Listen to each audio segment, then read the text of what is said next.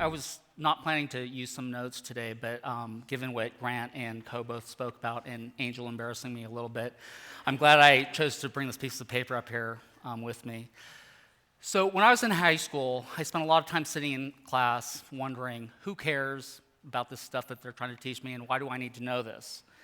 I don't think I'm the only teenager to ever ask these questions as they sat in class. I suspect that many of you also ask these questions, and look at us here, we're all educators now, despite all that. I remember how my teachers would try to convince me that this was somehow going to become important to me one day, and it would help me get a job. And I also remember that if that didn't work, they might threaten us with a test and say, you need to know this for the test that's coming up. Hopefully I wasn't too disrespectful to my teachers, but their explanations didn't really engage me when I was a teenager.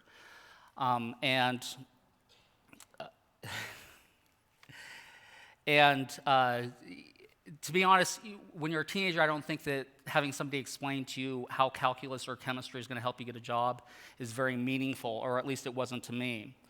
Personally, I think that it would have been a lot more powerful and a lot more engaging for me to have my teachers set the lessons that they were trying to teach us in some sort of context that was more emotional so that I could connect to it so that it actually made sense to me. I think that too often in our schools, we underplay the power of emotional connection in how it can set up relevance in the lessons that we're trying to learn. The funny thing is that in our personal lives, there's no question that emotion is important, and that context of emotion helps us understand why things are relevant. I'm a really lucky man to be married to an amazing woman, and the emotional context of my relationship to my wife makes everything better in my world. I think that I became a better teacher after I got married, and I think that the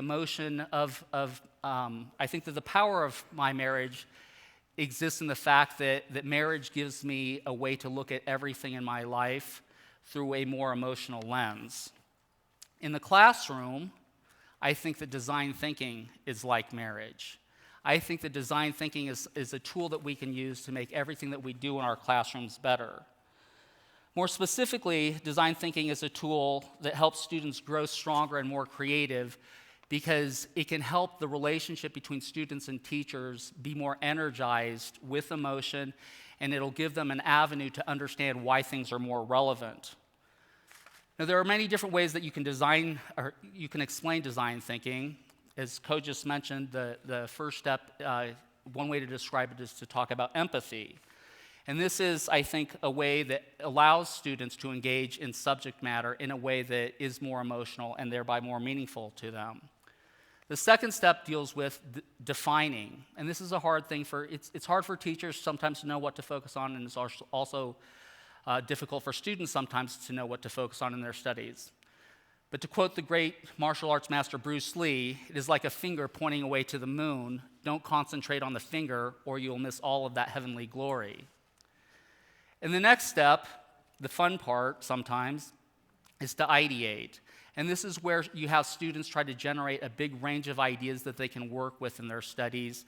It can be fun, but it can also be difficult because, as Co just mentioned, right, sometimes we're way too focused on trying to find the right answer as opposed to the range of answers that can help inform whatever it is that we're studying. All of this has to, of course, make sense, hopefully, in a relevant context somehow in the real world, and this is where you have students build prototypes of one sort or another. And then finally, they need to test those prototypes to see how they work, or if they don't work, to also learn from the failures that they may encounter along the way. So 2 years ago, I attended a design thinking workshop run by Coberry.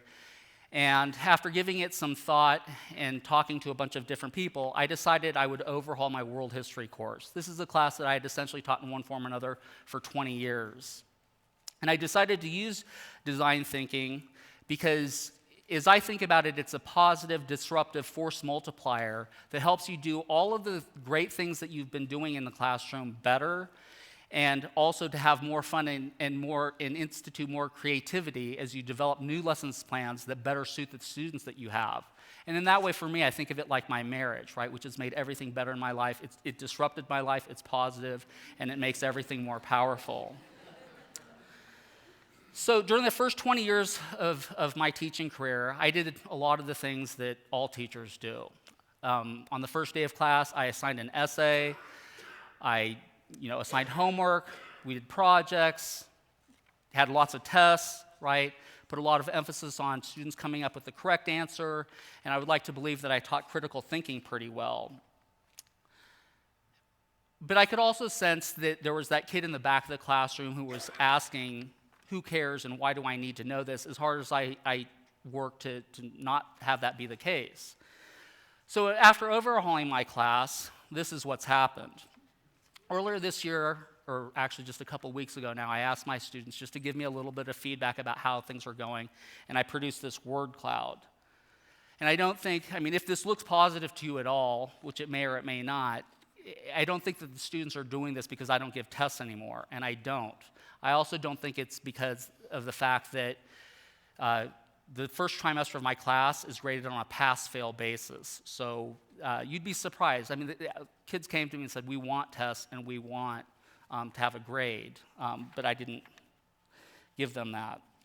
We've done a bunch of different kinds of projects so far this year. We're doing different things as we move forward, but among the different projects that we've done, students have taken apart and put bicycles back together. Students redesigned a part of campus. Students have choreographed ideas.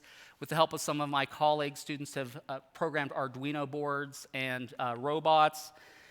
And although some of this may not make sense in what is supposed to be a history class, the reality is that the thread that's worked through it all, the goal that's driven a lot of this is to have my students try to become more empathetic and more creative and more analytical as they develop as thinkers. To foster this in class on a daily basis, instead of giving tests, I now try to emphasize participation in discussions where students are told that they're supposed to add value to the discussion and demonstrate something that they've learned along the way and build knowledge along the way. Now, don't get me wrong. I'm not sure if you ran into one of my students later on today what they would tell you about my class, but I do think that the thing that they would say is that it's a little bit more engaging and that they feel like they're learning something that's important even if they can't articulate to you. We live in a pretty amazing age where anything seems like it's possible.